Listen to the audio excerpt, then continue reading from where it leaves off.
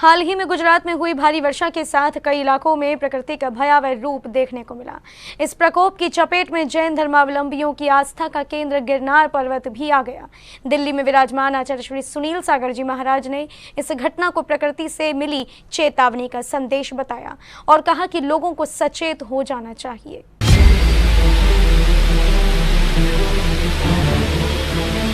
जब से घोषणा हुई है तब से वो बारिश है जूनागढ़ में, वो बारिश है गिरनार में कि 2500 जो छतरियाँ थीं, नकली मंदिर थे, रंग पोते हुए देवता थे, सब पानी में समा गए।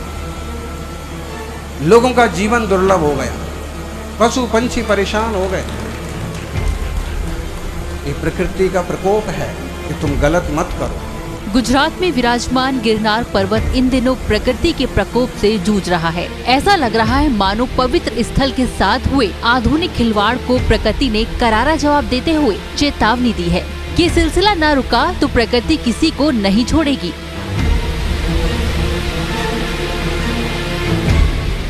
प्राकृतिक वातावरण से परिपूर्ण गिरनार पर्वत जैन समाज के लिए उनकी आस्था का महती स्थान है। ये वही स्थान है जहां भगवान नेमिनाथ स्वामी ने निर्वाण प्राप्त किया था और तब से वर्तमान तक हजारों जैन मुनि इस धरा पर मोक्षगामी तपस्या कर इस धरा को पवित्र बना चुके हैं।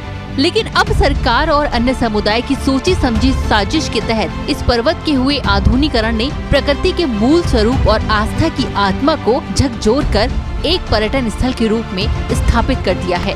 उस जैन समाज का वर्चस्व तो छोड़िए, आज वजूद भी नष्ट होने के कगार पे है और ये एक सोची समझी साजिश है, क्योंकि कभी ना देखते हैं किसी न किसी, चाहे कारण कोई भी रहा हो, इस सदी में जो इसकी शुरुआत हुई वो गिरनार पर्वत से हुई। इस सदी में 2002 से 2004 के बीच में हमसे 22वें तीर्थंकर की मोक्ष स्थली जो गुजरात के जूनागढ़ के जिले में गिरनार पर्वत है, वो 22वें तीर्थंकर भगवान नेमिनाथ की मोक्ष स्थली है।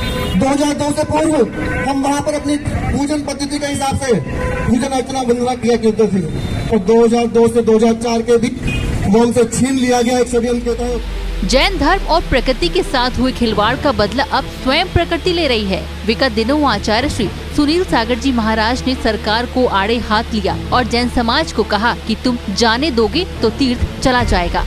गिरनार जी के बारे में जैसे कि लोग कहते हैं कि गिरनार जी हमारे हाथ से चला गया, कुछ लोग कहते हैं गिरनार जी हाथ से जाने वाला है, लेकिन सच्चाई ये है कि आप जाने देंगे तो जाएगा और अगर हिम्मत करके वापस लेंगे तो गिरनार जी जैन शासन का प्रसिद्ध तीर्थ है, जैन शासन में ही रहेगा।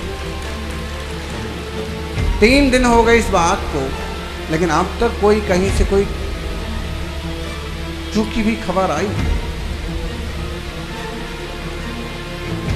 जब 5वीं टॉक पर सुप्रीम कोर्ट में केस चल रहा है तो कोई सरकार घोषित कैसे कर सकती है कि अमुक टॉक है और वहाँ टॉक पर इस तरह के विकास के कार्य, और अगर उसे अमुक नाम दिया जाता है तो नेमिनाथ टॉक क्यों नहीं कहा जाता है, जो कि बरसों से इतिहास में दर्ज है। कम से कम इतिहास, संस्कृति और प्रकृति और पुरातत्व की रक्षा तो होना ही चाहिए। आचार्य श्री ने कहा कि गिरनार पर्वत पर हुए आस्था के खिलवाड़ का जवाब प्रकृति ने दिया है, कोई कमेटी इस पर क्यों नहीं बोल रही। सदियों से गिरनार पर जैन श्रावक जाते रहे हैं। नेमिनाथ भगवान के प्रद्युम्न कुमार के 5 टोकों पर मुनिराजों के चरणों की वंदना करते रहे हैं, लेकिन ये भी केवल 25-50 साल में वहाँ तरह तरह की मूर्तियाँ रख दी गई, तरह तरह के मंदिर बना दिए गए और आज कोई श्रावक दर्शन करने जाए तो दर्शन करना भी दुर्लभ हो गया, दुत्कार दिया जाता है। इस बात पर क्यों नहीं कोई भी कमेटियां, समितियां काम करती हैं कि जो संविधान में लिखा है 1947 के समय जो स्थितियां हैं पुरातात्विक स्थलों की, तीर्थों की, वो वैसे ही रहेंगी, उनमें कोई फेरबदल नहीं किया जाएगा।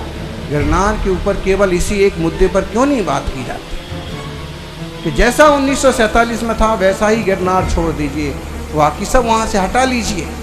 गौरतलब है कि गिरनार पर्वत पर आए जलजले के दृश्यों ने सभी को हतप्रभ कर दिया है। समय है कि आस्था और प्रकृति पर होने वाले खिलवाड़ को अब सरकार को पूरी तरह से रोक देना चाहिए। जैन फोकस के लिए जूनागढ़ गुजरात से ब्यूरो रिपोर्ट।